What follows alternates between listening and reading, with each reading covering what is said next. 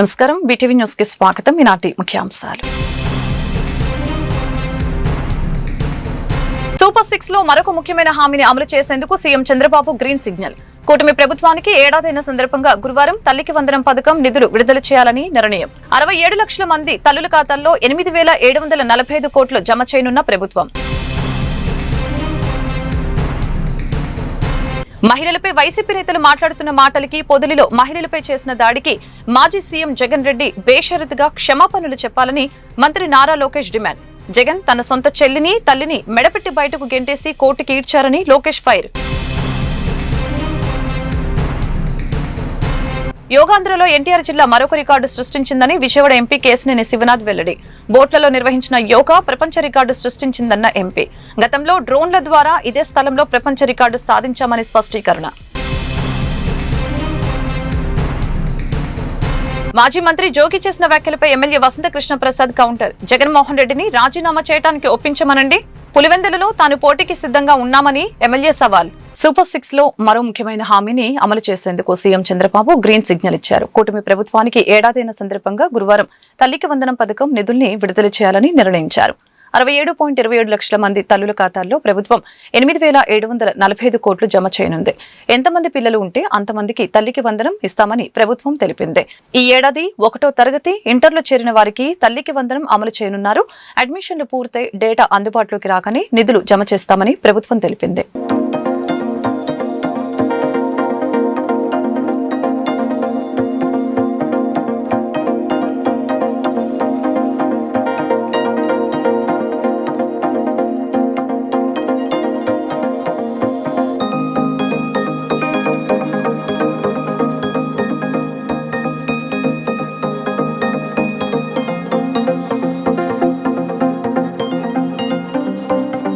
మహిళలపై వైసీపీ నేతలు మాట్లాడుతున్న మాటలకి, పొదిలిలో మహిళలపై చేసిన దాడికి మాజీ సీఎం జగన్ రెడ్డి బేషరతుగా క్షమాపణలు చెప్పాలని మంత్రి నారా లోకేష్ డిమాండ్ చేశారు. జగన్ తన సొంత తల్లిని, చెల్లిని మెడపట్టి బయటకు గెంటేసి కోర్టుకు ఈడ్చారని లోకేష్ ఫైర్ అయ్యారు. మాజీ సీఎం వైసీపీ అధినేత వైఎస్ జగన్మోహన్ రెడ్డిపై ఏపీ మంత్రి నారా లోకేష్ తీవ్ర ఆగ్రహం వ్యక్తం చేశారు. ప్రకాశం జిల్లా పొదిలిలో శాంతియుతంగా నిరసన తెలుపుతున్న మహిళలు, డ్యూటీలో ఉన్న పోలీసులపై వైసీపీ సైకులు దాడి చేయడాన్ని ఆయన తీవ్రంగా ఖండించారు. మహిళలు పోలీసులపై రాళ్లదాడి చేసిన దుర్మార్గుల్ని కఠినంగా శిక్షిస్తామని హెచ్చరించారు. జగన్మోహన్ రెడ్డి మొన్న తెనాలి గంజాయి బ్యాచ్ రౌడీ షీటర్లను ఓదార్పు యాత్ర చేశారని మండిపడ్డారు. ఈ మేరకు సోషల్ మీడియా మాధ్యమం ఎక్స్ వేదికగా మంత్రి నారా లోకేష్ ట్వీట్ చేశారు. ఇప్పుడేమో తల్లిలా గౌరవించాల్సిన మహిళలపై అసభ్యకరంగా వ్యాఖ్యలు చేసిన వారికి మద్దతుగా నిలుస్తున్నారంటూ మంత్రి లోకేష్ దుయ్యబట్టారు. జగన్ తన తల్లిని, చెల్లిని మెడపట్టి బయటకు గెంటేశారని, అలాగే వారిని కోర్టుకి ఈడ్చారని ఫైర్ అయ్యారు. సొంత చెల్లి పుట్టుకపై దుష్ప్రచారం చేయించిన మీరు మహిళని గౌరవిస్తారని ఆశించడం అత్యాసేనని లోకేష్ తెలిపారు. మహిళలపై వైసీపీ నేతలు మాట్లాడుతున్న మాటలకి, పొదిలిలో మహిళలపై చేసిన దాడికి జగన్మోహన్ రెడ్డి బేషరతుగా క్షమాపణలు చెప్పాలని మంత్రి లోకేష్ డిమాండ్ చేశారు. యోగాంధ్రలో ఎన్టీఆర్ జిల్లా మరొక రికార్డు సృష్టించిందని విజయవాడ ఎంపీ కేశినేని శివనాథ్ చిన్ని వెల్లడించారు. బోట్లలో నిర్వహించిన యోగా ప్రపంచ రికార్డు సృష్టిస్తుందని చెప్పారు. గతంలో డ్రోన్ల ద్వారా ఇదే స్థలంలో ప్రపంచ రికార్డు సాధించామని గుర్తు చేశారు. బోట్లు, ఫంట్ల మీద 1000 మందికి పైగా యోగాలు పాల్గొనడం ఆనందంగా ఉందని చెప్పారు. యోగాంధ్రలో భాగంగా బరం పార్కులోని కృష్ణానది ఒడ్డున నదిలో పడవలపై యోగాసనాలు వేశారు. కార్యక్రమాన్ని ఎంపీ కేశినేని శివనాథ్ ప్రారంభించారు. ఈ కార్యక్రమంలో కలెక్టర్ లక్ష్మీ షా పాల్గొన్నారు. ఈ సందర్భంగా కేశినేని శివనాథ్ మీడియాతో మాట్లాడారు. ప్రపంచానికే పూజాగది వంటి మన దేశంలో పుట్టిన యోగాకు ప్రధానమంత్రి మోదీ నేతృత్వంలో పూర్వ వైభవం వస్తుందని తెలియజేశారు. విశాఖపట్నంలో ఒకేసారి 5 లక్షల మందితో యోగా చేయడం ద్వారా మరొక రికార్డు సిద్దమవుతున్నట్లు ఈ సందర్భంగా తెలియజేశారు. ఏపీ సీఎం చంద్రబాబు యోగాకు ఎంతో ప్రాధాన్యత ఇస్తున్నారని, ప్రతి ఒక్కరు కూడా యోగాసనాలు వేయటం అలవాటుగా చేసుకోవాలని తెలిపారు. జీవితంలో యోగా భాగమైతే ఎల్లప్పుడూ ఆరోగ్యం మీ వెంటే ఉంటుందని చెప్పారు. ఎన్టీఆర్ జిల్లా కలెక్టర్ లక్ష్మీ షా ఆధ్వర్యంలో రికార్డు సృష్టించడం ఆనందంగా ఉందని తెలిపారు. దినోత్సవాన్ని పురస్కరించుకొని యోగాంధ్రలోని భాగంగా యోగా ఆన్ వాటర్ క్రాఫ్ట్స్ లో వరల్డ్ రికార్డ్ సాధించింది మన NTR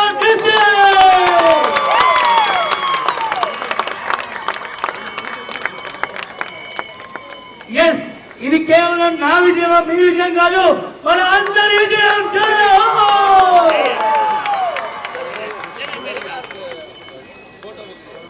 congratulations. Thank you ma'am, thank you so much. And దీనికి సహకరించిన టీం అందరూ కూడా ప్లీజ్ దయచేసి వేదిక పైకి రావాల్సిందిగా మనం చేసుకుంటున్నాం. ఆక్వా డెవిల్స్ టీమ్ అలాగే అమరావతి కోటి లక్ష్మీ షా గారి చేతుల మీదుగా మన ఎంపీ కేసీరెడ్డి చిన్ని గారికి చిన్న మూమెంట్ సత్కరించడం జరుగుతుంది. అలాగే మీరు చేసినటువంటి అజయ్ జైన్ గారికి నమస్కారం.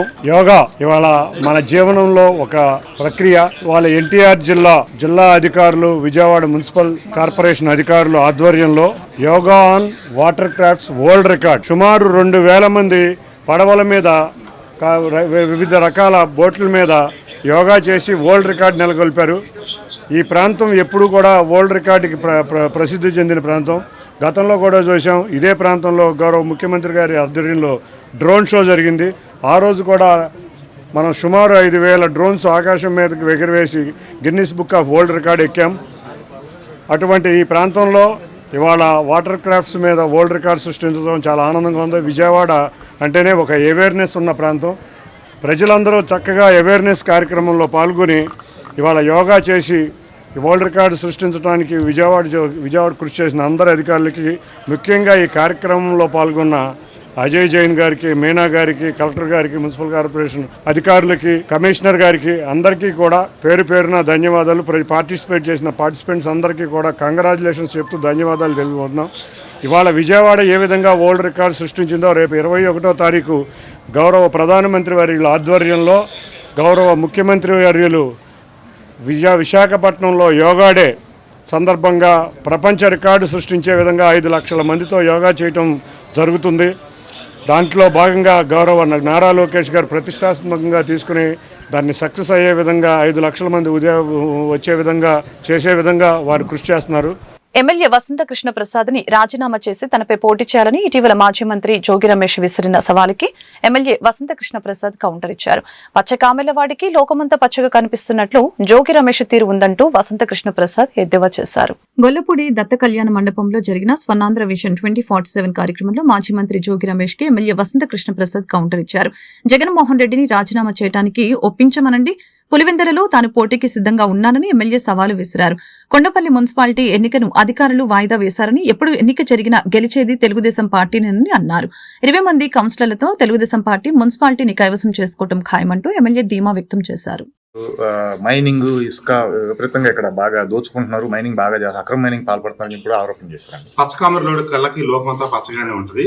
అక్కడ అగ్రిగోల్డ్ భూముల దగ్గర నుంచి పెడన వెళ్ళి అక్కడ జరిగే తొంతంతా ఏం జరిగిందో తెలుసుకోవచ్చు. కాబట్టి ఏదో ఒకటి బురద జలాలు కాబట్టి అప్పుడు తను 5 సంవత్సరాల మీద కలిసి ఉన్నప్పుడు కూడా ఇదే మాట చెప్పుకుంటే ఈరోజు ఆ మాట చెప్పడానికి అతను అర్హుడయ్యేవాడు. ఇది ఏదో ఒకటి ఎదటి వాళ్ళ మీద బురద జల్లాలి కాబట్టి ఒక విలువలు లేకుండా, ఒక మర్యాద, గౌరవం, తనకు మాజీ మంత్రి అనే స్పృహ లేకుండా ఎదుటి మాట్లాడే వ్యక్తుల మీద, ఒక శాసనసభ్యుడి మీద మాట్లాడుతున్నాను, ఒక మా ప్రస్తుత ముఖ్యమంత్రి గారి మాటల మీద మాట్లాడుతున్నాననే స్పృహ లేకుండా వయసులో చిన్నోడినేమో జగన్మోహన్ రెడ్డి గారు, వయసులో పెద్ద చంద్రబాబు నాయుడు గారిని కొట్టుకున్న చంద్రబాబు నాయుడు అంటూ సంబోధిస్తా, అది అతనికి ఉన్నటువంటి వ్యక్తిత్వపరమైనటువంటి లోపాలు. దాన్ని మనం ఏం చేస్తాం, మనం రాజకీయాల్లో హుందాగా మెలగాలి. జగన్మోహన్ రెడ్డి గారు మనకంటే వయసులో చిన్నోడైనా గౌరవరీత్యా పెద్దోళ్ళు గారు ఇప్పుడు జగన్మోహన్ రెడ్డి గారిని సంబోధిస్తున్నాం. చంద్రబాబు నాయుడు గారు దాదాపుగా ఆయన తండ్రి సమకాలికుడు, ఆయన పట్టుకొని ఏదో ఇట్లా నోటికి వచ్చినట్టు దానికి ఇవన్నీ వాళ్ళకున్న సమస్యలు. మాజీ ముఖ్యమంత్రి స్వర్ణాంధ్ర విజన్ 2047 కి సంబంధించి ముఖ్యమంత్రి నారా చంద్రబాబు నాయుడు ఆదేశానుసారం మైలవరం నియోజకవర్గం అభివృద్ధికి ప్రణాళిక సిద్ధమైంది. త్వరలో సీఎం చంద్రబాబుకి మైలవరం నియోజకవర్గ అభివృద్ధిపై డాక్యుమెంటేషన్ అందజేస్తామని విజయవాడ ఎంపీ కేశినేని శివనాథ్ తెలిపారు. ఎన్టీఆర్ జిల్లాలో హార్టికల్చర్ ఎక్కడైనా ఉందా అంటే అది మైలవరం నియోజకవర్గంలోనేనంటూ రాబోయే 4 ఏళ్లలో రాజధాని ప్రాంతంలో మరెన్నో అభివృద్ధి పనులు జరుగుతాయని, అందుకు తగ్గట్లుగా హార్టికల్చర్లో సప్లై ఉండే విధంగా చూడాలని హార్టికల్చర్ అధికారులకి సూచించామని చెప్పారు. అమరావతి రాజధానికి అతి సమీపంలో ఉన్న మైలవరం నియోజకవర్గం విజయవాడతో పాటు అమరావతి రాజధానికి ముఖద్వారమని, మైలవరం నియోజకవర్గంలో అగ్రికల్చర్, హార్టికల్చర్, టూరిజం, స్పోర్ట్స్ వంటి పలు విభాగాల అభివృద్ధికి అవకాశం ఉందని చెప్పారు. మైలవరం నియోజకవర్గం విజన్ డాక్యుమెంట్ 2047 గౌరవ ముఖ్యమంత్రి గారు మొత్తం అన్ని నియోజకవర్గాల్లోనూ విజన్ డాక్యుమెంట్లు పెట్టాలి. ప్రభుత్వ అధికారులు, రాజకీయ నాయకులు అందరూ కలిసి రాబోయే కాలంలో ఆ నియోజకవర్గ డెవలప్మెంట్కి ఏ విధంగా చేయాలి అనే విషయాల్లో వాళ్ళ కూలంకషంగా అధికారులందరినీ కూర్చోబెట్టి డిస్కస్ చేయడం జరిగింది. గౌరవ ఎమ్మెల్యే వసంత కృష్ణ ప్రసాద్ గారు అందరం నాయకులను కలిసి అధికారులతో ఇవాళ ఈ విజన్ డాక్యుమెంట్ మీద ఎందుకంటే మైలవరం నియోజకవర్గం అంటే అమరావతికి ముఖద్వారం, విజయవాడకి అతి సమీపంలో విజయవాడ అమరావతి 2 నగరాలకి ముఖద్వారంగా ఉండి మైలవరం నియోజకవర్గంలో అన్ని రకాల అగ్రికల్చరల్గా కానీ, హార్టికల్చర్గా కానీ, ఇండస్ట్రీగా కానీ, ట్రేడల్గా కానీ, అంతేకాకుండా టూరిజంగా కానీ, ఫారెస్ట్ డిపార్ట్మెంట్ కానీ అన్ని డిపార్ట్మెంట్లు సమీకృతమైన నియోజకవర్గం ఏదన్నా ఉందంటే మైలవరం నియోజకవర్గం. ఈ నియోజకవర్గ అభివృద్ధి అమరావతి అభివృద్ధి, విజయవాడ అభివృద్ధి మీద డిపెండ్ అయి ఉంటుంది. కాబట్టి ఈ నియోజకవర్గం ఏ విధంగా ముందుకెళ్ళాలి అనేది ఆలోచించి మేము అన్ని పథకం రచించాం. తప్పకుండా వీటన్నిటిని ముఖ్యమంత్రి వర్యులు తీసుకెళ్ళి ఆ దిశగా ఈ కార్యక్రమం ఉండే విధంగా మేమందరం కృషి చేస్తామని తెలియజేస్తాం. Thank you. విజయవాడ నగర అభివృద్ధికి సీఎం చంద్రబాబు కృషి చేస్తున్నారని ఎమ్మెల్యే గద్దె రామ్మోహన్ ప్రశంసించారు. గతంలో కంటే ఈసారి ఎక్కువ నిధులు వెచ్చించి నగర అభివృద్ధికి దోహదం చేస్తున్నారని ఆయన తెలిపారు. బుధవారం ఉదయం తూర్పు నియోజకవర్గ పరిధిలోని 17 డివిజన్ రాణిగారి తోట పరిమళ హాస్పిటల్ ఏరియాలో తూర్పు నియోజకవర్గ ఎమ్మెల్యే గద్దె రామ్మోహన్ పర్యటించారు. స్థానికంగా ఉన్న సమస్యల్ని ఆయన స్వయంగా అడిగి తెలుసుకుని వాటిని పరిష్కరించాల్సిందిగా కార్పొరేషన్ అధికారుల్ని కోరారు. అనంతరం డివిజన్లో 50 లక్షల వ్యయంతో నిర్మాణం చేసిన జిమ్ బిల్డింగ్ ని ఎమ్మెల్యే గద్దె రామ్మోహన్ ప్రారంభించారు. ఈ సందర్భంగా ఎమ్మెల్యే గద్దె రామ్మోహన్ మాట్లాడారు. కూటమి ప్రభుత్వం ఏర్పడి సంవత్సర కాలం పూర్తవుతున్న నేపథ్యంలో ఈరోజు పలు అభివృద్ధి పనులకి శంకుస్థాపనలు, నిర్మాణాలు పూర్తయిన వాటిని ప్రారంభోత్సవాలు నిర్వహించుకున్నామని తెలియజేశారు. రానున్న సంవత్సర కాలంలో నగర పరిధిలో మరిన్ని అభివృద్ధి పనులు చేపడతామని తెలియజేశారు. 2014 సంవత్సరంలో టీడీపీ ప్రభుత్వం హయాంలో సుమారు 1000 కోట్లు విజయవాడ నగర అభివృద్ధికి నిధులు మంజూరు చేశారని, ఇప్పుడు సుమారు 3000 కోట్లకు పైగానే విజయవాడ నగర అభివృద్ధికి నిధులు కేటాయించడానికి ముఖ్యమంత్రి సిద్ధంగా ఉన్నారని తెలిపారు. కూటమి ప్రభుత్వం సంవత్సర కాలం పూర్తవుతున్న సందర్భంలో ఈ రోజున 16 కోట్ల రూపాయలతో అనేకమైన శంకుస్థాపనలకి, అదేవిధంగా నిర్మాణాలు పూర్తయినాటికి ఇవాళ పూజలు చేసుకోవడం జరిగింది. నారా చంద్రబాబు నాయుడు గారి యొక్క ఈ సంవత్సర కాల పరిపాలన గత 5 సంవత్సరాల విధ్వంసాల నుంచి ప్రభుత్వాన్ని గాడిలో పెట్టి ఎక్కడెక్కడ ఇబ్బందులు ఉన్నాయి వాటన్నిటిని కూడా సరి చేసుకుంటూ ముందుకు వెళ్ళటానికి అనేక విధాలుగా ఆర్థికపరమైన ఇబ్బందులున్న కార్యక్రమాలు పూర్తి చేసుకుని ముందుకెళ్ళడం జరుగుతోంది. ఈ రానున్న సంవత్సర కాలం అనేక ఇబ్బందులుండి, సమస్యలుండి ఇన్ని కోట్ల రూపాయలు వెచ్చించి విజయవాడ నగరంలో అభివృద్ధి కార్యక్రమాలు చేపట్టడం జరిగింది. సమస్యలన్నీ పరిష్కారం అవుతున్న సందర్భంలో ఏదైతే అటు కేంద్ర ప్రభుత్వం నుంచి, అదేవిధంగా ప్రైవేట్ పార్ట్నర్షిప్ డెవలప్మెంట్ నుంచి అనేక రకాలుగా నిధులు వస్తున్న సందర్భంలో వీటన్నిటి ద్వారా విజయవాడ నగరానికి రాజధాని నగరంగా అనౌన్స్ చేయబడిన తర్వాత విజయవాడ నగరంలో అనేకమైన మార్పులు తీసుకొచ్చినారా చంద్రబాబు నాయుడు 2014-19లో ఏ విధంగా అభివృద్ధి పరిచారో దానికి మరింతగా పెంచి ఈ 24-29లో అభివృద్ధి పరచడానికి ఆయన అనేకమైన ప్రణాళికలు వేస్తా ఉన్నారు. ఒక్క రోజులోనే సెంట్రల్ నియోజకవర్గంలో 8.5 కోట్ల మేర అభివృద్ధి పనులకి సెంట్రల్ నియోజకవర్గ శాసనసభ్యులు శంకుస్థాపన చేశారు. విజయవాడ సెంట్రల్ నియోజకవర్గాన్ని మోడల్ నియోజకవర్గంగా తీర్చిదిద్దే దిశగా పలు చర్యలు చేపడుతున్నట్లు ఆయన తెలిపారు. రానున్న 4 ఏళ్లలో సమస్యలు లేని నియోజకవర్గంగా సెంట్రల్ నియోజకవర్గం తీర్చిదిద్దుతామని ఆయన వెల్లడించారు.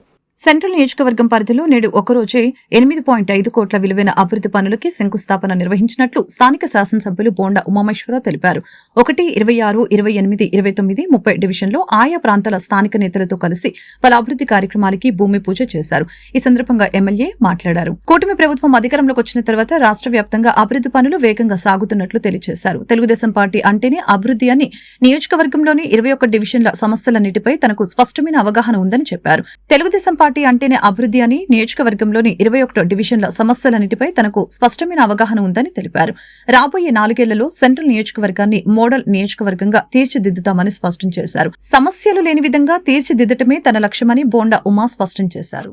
సెంట్రల్ నియోజకవర్గంలో 1వ డివిజన్ ఇన్నర్ రింగ్ రోడ్డు పక్కన ఆ రోజు 99లో ఇక్కడ ఇచ్చినటువంటి ఎంప్లాయీస్ సైట్లు లేఅవుట్ కి ఆ రోజు నుంచి కూడా 26 సంవత్సరాల నుంచి ఇక్కడ ఏమి అభివృద్ధి అనేది జరగల. అనేక సార్లు ఇక్కడ ఎంప్లాయీస్, రిటైర్డ్ ఎంప్లాయీస్ కానీ, దీని అసోసియేషన్ వారు కానీ మా దృష్టికి తీసుకురావడానికి వచ్చినాక ఇవాళ తెలుగుదేశం ప్రభుత్వం వచ్చిన సంవత్సరం కాలంలోనే అన్ని పనులన్నింటిని కూడా వేగవంతం చేశాం. శివారు ప్రాంతాలని, అలాగే ఇలాంటి అభివృద్ధి చెందిన ప్రాంతాలని అభివృద్ధి పదంలో ముందుకు తీసుకెళ్తూ కన్స్ట్రక్షన్ యాక్టివిటీని ప్రోత్సహించే విధంగా అన్ని రకాల చర్యలు తీసుకుంటా ఉన్నాం. ఈ రోజు సంవత్సరం పరిపాలన పూర్తవుతున్న సందర్భంలో 6 కోట్ల రూపాయలతో ఈ డివిజన్ లో వర్క్లు స్టార్ట్ చేశాం. ఈ ఎంప్లాయీస్ కాలనీలోనే 4 కోట్ల రూపాయలతో అన్ని రోడ్లని అప్రూవల్ చేసి ఇప్పుడే శంకుస్థాపన చేయడం జరిగింది. ఇంకో 2 కోట్ల రూపాయలు ఎల్ఎన్టీ మిగిలినటువంటి డ్రైన్స్ని టేకప్ చేయడం జరిగింది. అలాగే అమృత్లో ఇక్కడ వాటర్ స్కీము, అలాగే డ్రైనేజ్ స్కీము అది కూడా మొదలుపెట్టాం. మొన్న ఎస్ఎల్వి దగ్గర 32 కోట్లు పెట్టి డ్రైనేజీ ఈ ప్రాంతానికి మొత్తం కూడా డ్రైనేజీ శాశ్వత ప్రాతిపదిక మీద మరి ఆ పనులు కూడా టేకప్ చేసాం. అన్ని పనులు ఒక పద్ధతి ప్రకారం స్థానికుల సహకారంతో మొదలు పెడుతున్నాం. దాన్ని అన్ని వేగవంతం చేస్తున్నాం. ప్రపంచవ్యాప్తంగా నర్సింగ్ కు మంచి ఉపాధి అవకాశాలు ఆదరణ ఉన్నాయని, నర్సింగ్ కోర్సు చేసే వారికి ఇదొక మంచి అవకాశమని డాక్టర్ ఎన్టీఆర్ ఆరోగ్య విజ్ఞాన విశ్వవిద్యాలయం vice chancellor doctor P Chandrasekhar తెలిపారు. జూలై 1న బీసీ రాయ్ దినోత్సవం సందర్భంగా పాటించే జాతీయ డాక్టర్ల దినోత్సవం నాడు 10 మంది ఉత్తమ సేవలు అందించిన డాక్టర్లకి అవార్డులు అందిస్తామని చెప్పారు. కార్యక్రమానికి రాష్ట్ర వైద్య ఆరోగ్య శాఖ మంత్రి సత్యకుమార్ యాదవ్ ముఖ్య అతిథిగా వస్తారని తెలిపారు. డాక్టర్ ఎన్టీఆర్ ఆరోగ్య విజ్ఞాన విశ్వవిద్యాలయం ఆవరణలో ఉదయం ఏర్పాటు చేసిన పాత్రికేయుల సమావేశంలో vice chancellor doctor P Chandrasekhar మాట్లాడారు. తాను 12వ వైస్ ఛాన్సలర్ గా డాక్టర్ ఎన్టీఆర్ ఆరోగ్య విజ్ఞాన విశ్వవిద్యాలయానికి వచ్చానని తెలిపారు.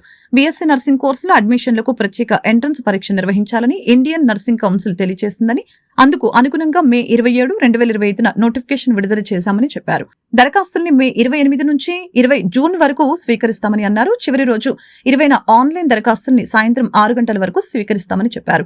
University registrar doctor V Radhika Reddy మాట్లాడుతూ నర్సింగ్ కు ప్రత్యేక ఎంట్రన్స్ పరీక్ష నిర్వహించాలని ప్రభుత్వం నిర్ణయించిందని తెలియజేశారు. రాష్ట్రంలో నర్సుల కొరత మనకు చాలా ఉందని, ఇక్కడ నర్సింగ్ కోర్సు చేసి చాలా మంది విదేశాల్లో ఉన్న డిమాండ్ దృష్టి పెట్టుకుని అక్కడ పనిచేయడానికి ముఖ్యంగా మిడిల్ ఈస్ట్ దేశాలకు, జర్మనీ దేశాలకు వెళ్తున్నట్లు తెలిపారు. సంవత్సరానికి 3 లక్షల వరకు ఆదాయం వీరికి వస్తుందని అన్నారు. నర్సింగ్ లో ఇతర దేశాల్లో అధిక జీతాలకు మన విద్యార్థులు పనిచేస్తున్నారని తెలిపారు. I am Dr. Chandrasekhar. Actually, I worked as a professor of cardiology for a long time from Karnool Medical College. I am the 12th Vice Chancellor of Dr. NTR University of Health Sciences.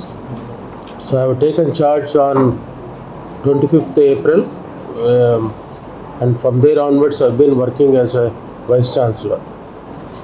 Today we call this press meet. Basically, few things we wanted to highlight, particularly first time in the state Andhra Pradesh we are conducting a entrance examination for BSc nursing. So the BSc nursing earlier we used to take from the MSET, depending upon the MSET rank we used to this one. So this time from the university side, both the control of examination registrar, so we thought we will conduct the separate examination for BSc nursing. So we got almost there are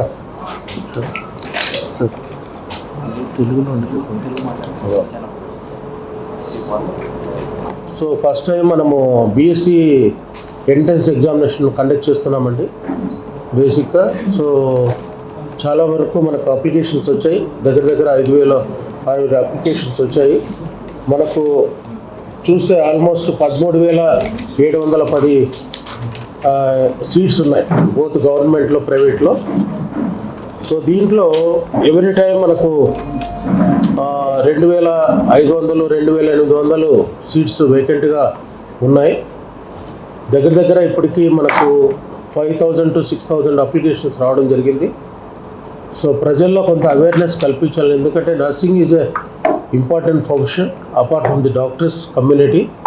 particularly BSc nursing రాను కూడా ఈ GNM తగ్గించి మామూలుగా government is encouraging BSc nursing to improve the standards, particularly in the both in the colleges and also government కానీ private కానీ ఈ ప్రజలు తెలుసుకోవాలని ఈ బీఎస్సీ నర్సింగ్ సపరేట్గా మనము కండక్ట్ చేస్తున్నాము. నానాటికి అభివృద్ధి చెందుతున్న సమాజంలో మహిళల్ని కించపరుస్తూ మాట్లాడడం హేయమైన చర్య అని పలు రంగాలకు చెందిన మహిళలు ఆగ్రహం వ్యక్తం చేశారు. మహిళల్ని కించపరిచేలాగా ఎవరు మాట్లాడినా సహించేది లేదని, మహిళలపై కొందరు వికృత వ్యాఖ్యలు చేస్తూ పైశాచిక ఆనందం పొందుతున్నారని మండిపడ్డారు. అటువంటి వారిని క్షమించేది లేదని, మహిళల్ని కించపరిచేలాగా మాట్లాడిన వారిని చట్ట ప్రకారం కఠినంగా శిక్షించాలని డిమాండ్ చేశారు. నగరంలోని గాంధీనగర్ ప్రెస్ క్లబ్ నందు మహిళలపై వికృత వ్యాఖ్యలు, చర్యలు నివారణ అంశంపై చర్చాగోష్ఠి జరిగింది. నాయకులు మహిళలపై జరుగుతున్న దాడుల్ని వికృత వ్యాఖ్యలను తీవ్రంగా ఖండించారు. ఈ సందర్భంగా మహిళా నాయకులు 2014 నుంచి మహిళలపై విమర్శలు సర్వసాధారణం అయ్యాయని తెలిపారు. ఎక్కడ చూసినా మహిళల్ని విమర్శలు చేయటం పరిపాటిగా మారింది. ఓటు బ్యాంకు కోసమో రాజకీయ లబ్ధి కోసమో మహిళల్ని ఉపయోగించుకుంటే సహించేది లేదు. మహిళల కోసం ప్రత్యేక చట్టాలు తీసుకుని రావాల్సి ఉంది. మహిళల్ని విమర్శలు చేసిన వారికి ఎటువంటి ఉన్నత పదవులు రాకుండా చేయాలని తెలియజేశారు. అలాగనే సాక్షి డిబేట్ లో రాజధాని పరిసర ప్రాంతాల్లో మహిళని అంత నీచంగా మాట్లాడితే ఏ విధంగా చంద్రబాబు నాయుడు స్పందిస్తారని అందరూ ఎదురు చూస్తున్నారని తెలియజేశారు. వైసీపీ గవర్నమెంట్ లో సజ్జల గొప్ప పదవులు అనుభవించారని చెప్పారు.